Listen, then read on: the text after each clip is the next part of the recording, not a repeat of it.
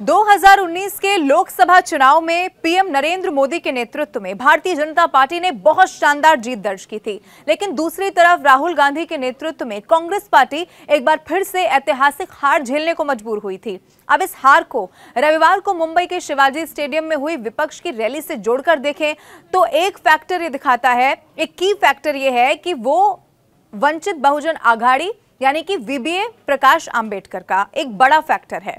भारत जोड़ो न्याय यात्रा के समापन पर जब वो मंच से एक होकर लड़ने की बात कर रहे थे, लेकिन साल 2019 में महाराष्ट्र लोकसभा सीटों का अगर रिजल्ट आप देखेंगे तो आपको ये लगेगा कि विपक्ष के साथ सबसे बड़ा खेल तो उन्होंने ही किया था।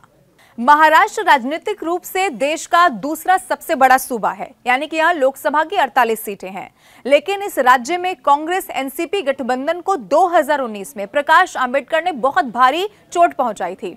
उनकी वजह से यूपीए राज्य में करीब 12 सीटों पर जीत हासिल करने से चूक गई थी। अब मैं आपको यह भी बता दूं कि भीमराव अंबेडकर के पोते प्रकाश आंबेडकर की पार्टी का साल 2019 में यूपीए के साथ गठबंधन नहीं हो पाया था। इस कारण इन्होंने राज्य की 48 में से 47 सीटों पर अपने उम्मीदवार उतार दिए थे। इसका नतीजा ये हुआ कि वो एनडीए विरोधी वोटों को व्यापक स्तर पर बांटने में कामयाब रह गए और उन्हें करीब 14% वोट मिले और राज्य की करीब 1 दर्जन सीटों पर उन्होंने सीधे तौर पर यूपीए उम्मीदवारों को बहुत नुकसान पहुंचा दिया। अब इस कारण महाराष्ट्र में यूपीए के केवल 5 सांसद ही लोकसभा पहुंच सके। इसमें 4 एनसीपी से और केवल 1 कांग्रेस से थे।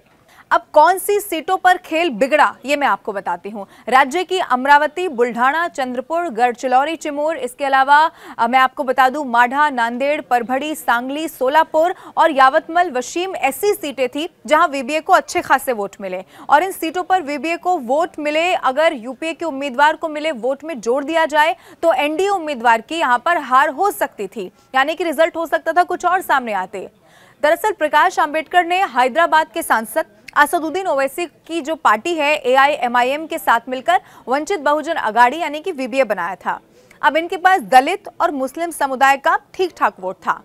उनकी आघाड़ी में तमाम स्वयंसेवी संस्थाएं भी शामिल थी और प्रकाश आंबेडकर ने 2019 के चुनाव से पहले यूपीए के साथ गठबंधन के लिए बातचीत तो की थी, लेकिन वो गठबंधन अंतिम समय में टूट गया था। अब इसके बाद क्या हुआ कि उन्होंने 47 सीटों पर अपने उम्मीदवारों को मैदान में उतार दिया था। एक बहुत दिलचस्प बात यह भी है कि सांसद नहीं बन पाती है नवनीत राणा, ये कहानी मैं आपको बताती हूँ। अमरावती सीट पर वीबीए उम्मीदवार मैं आपको बता दूं देवपारे को करीब 65,000 वोट मिले थे और यहां से विजयी हुई निर्दलीय उम्मीदवार नवनीत राणा की जीत 36,500 वोटों से हुई। अब ये वोट अगर कांग्रेस उम्मीदवार को मिल जाते तो नतीजे कुछ और हो जाते। यही हाल बुल्ढाना का हुआ। यहाँ पर मुकाबला शिवसेना के प्रतापराव जाधव और एनसीपी के राजेंद्र शिंगने के बीच था। जाधव ने 1 लाख से ज्यादा वोटों से जीत हासिल की, लेकिन जो वीबीए के उम्मीदवार थे उन्हें 1.66 लाख वोट मिल गए। अगर ये वोट यूपी उम्मीदवार को मिलते तो यहाँ भी जो नतीजे थे, जो रिजल्ट थे वो बदल सकते थे।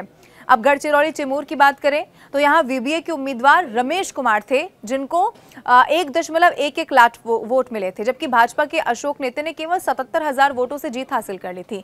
अब अगर गठबंधन हुआ तो कांग्रेस उम्मीदवार की जीत पक्की हो जाती।